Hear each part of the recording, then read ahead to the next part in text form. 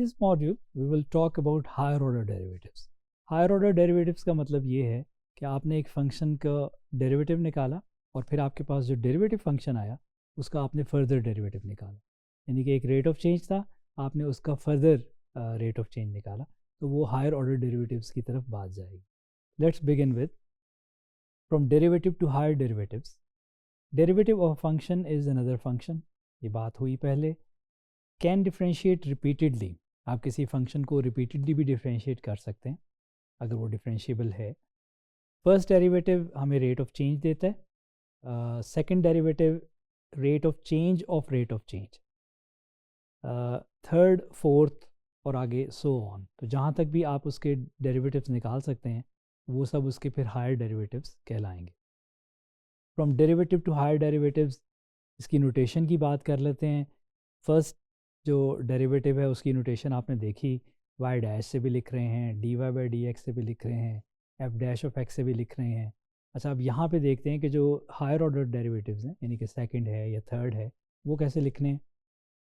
F dash of x वाली notation use कर रहे हैं तो उसमें second derivative f double dash of x आ जाता है, f triple dash of x आ जाता है. यहाँ पे 3 फिर आप डैशेस भी डाल सकते हैं, नंबर्स की शक्ल में लिख सकते हैं. कुछ जगहों पे जो रोमन नंबर्स हैं वो लिखे जाते हैं, फोर्थ डेरिवेटिव लिखना हो, फिफ्थ एंड सो ऑन.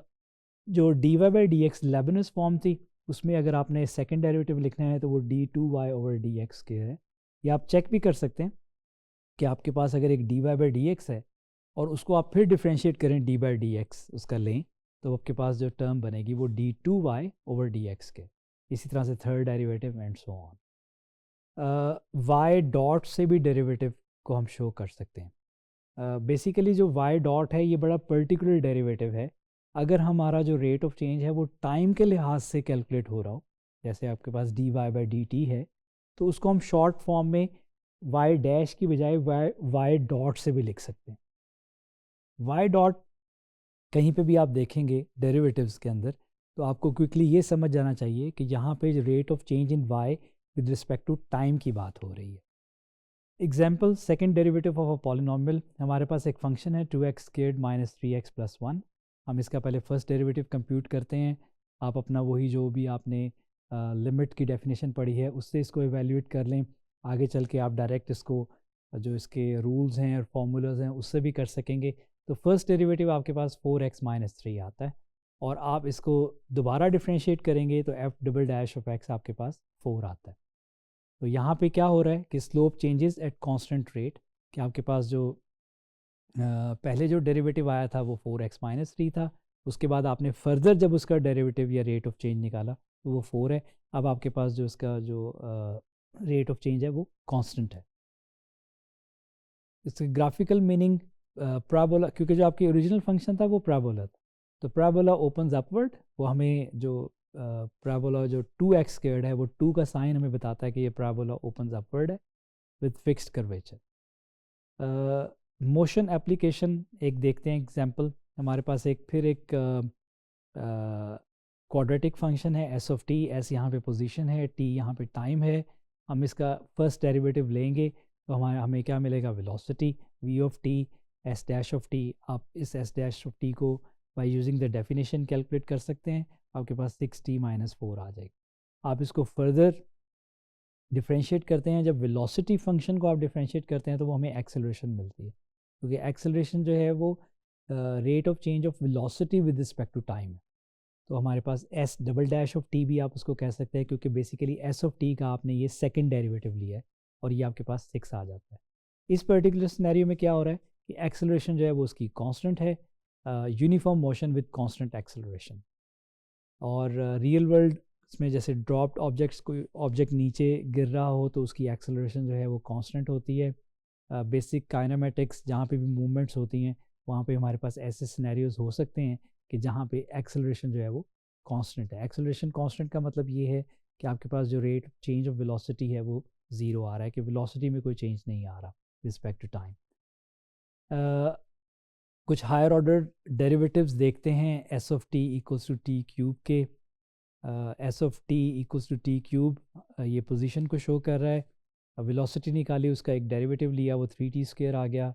उसका एक और आप डेरिवेटिव लें S double dash of T, वो 6t आ जाता है जो कि एक्सेलरेशन को रिप्रेजेंट कर रहा है। अच्छा, आप इसको फर्दर भी डिफ्रेंशिएट कर सकते हैं, एस 3 ऑफ टी ले लें तो वो आपके पास 6 आ जाता है। इसको हम काइनेमेटिक्स में जर्क का नाम देते हैं कि rate of change of acceleration, एक सडन टाइम के ऊपर जो है वो कोई एक्सेलरेशन में क्या चेंज आया है तो वो आपके पास जर्क कहलाता है। Engineer study jerk for comfort in vehicle motion, गाड़ियों के अंदर जो कंफर्ट को देखने के लिए कि कौन से ऐसे पॉइंट्स हो सकते हैं जहाँ पे कोई एकदम जो है वो उसमें कोई इशू आए कोई एक्सेलरेशन के अंदर, तो वो आपके पास जर्क कहलाता है और द इंजीनियर्स यूज दैट। और ये थर्ड डेरिवेटिव है आपके पास पोजीशन का respect to time. First derivative जो है वो हमें क्या क्या देता है, स्लोप मिल जाती है इन जनरल स्पीकिंग, वेलोसिटी मिल जाती है, मार्जिनल चेंज, अगर आप इकोनॉमिक्स में हैं तो ये मार्जिनल चेंज मिल जाता है हमें फर्स्ट डेरिवेटिव से। सेकंड डेरिवेटिव हमें कर्वेचर देता है उस किसी भी कर्व का, और कनकेविटी आप आगे चल के पढ़ेंगे, कनकेविटी हमें मिलती है कि किसी भी फंक्शन में जो है वो किस तरह का कर्व आ रहा है, फेसिंग डाउनवर्ड आ रहा है या फेसिंग अपवर्ड आ रहा है, we will see that. Acceleration आपने अभी देखा कि पोजीशन के केस में हम सेकंड डेरिवेटिव लेते हैं तो वो एक्सेलरेशन मिल जाती है। थर्ड डेरिवेटिव जो है वो हमें जर्क या चेंज इन एक्सेलरेशन पोजीशन की शक्ल में, जो अगर पोजीशन फंक्शन है तो उसमें जो थर्ड डेरिवेटिव है that gives us rate of change in acceleration. Economics के अंदर हमारे पास जो फर्स्ट डेरिवेटिव है वो प्रॉफिट फंक्शन, सेकंड डेरिवेटिव हमें मार्जिनल प्रॉफिट मिलता है उससे, और थर्ड जो डेरिवेटिव है उससे हमें rate of change of marginal profit मिलता है। तो बेसिकली हमने यहाँ पे देखा कि we can have higher derivatives, और प्रैक्टिकल सिनेरियोज में हायर डेरिवेटिव से हमें कोई ना कोई चीज़ मिल रही होती है। सॉल्व करने के लिए बड़ा सिंपल सा है कि जैसे आपके पास एक फंक्शन दिया हुआ हो और आप उसका डेरिवेटिव लें, वो फर्स्ट डेरिवेटिव आ गया, और वो जो फंक्शन मिला उसको आप फिर डिफ्रेंशिएट करें तो आपके पास सेकंड डेरिवेटिव आ जाएगा and so on.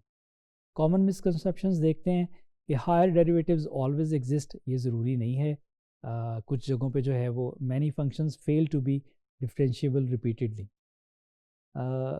Higher derivatives always have simple interpretation, ज़रूरी नहीं है, डिपेंड करता है कि कौन सी एप्लीकेशन स्टडी की जा रही है।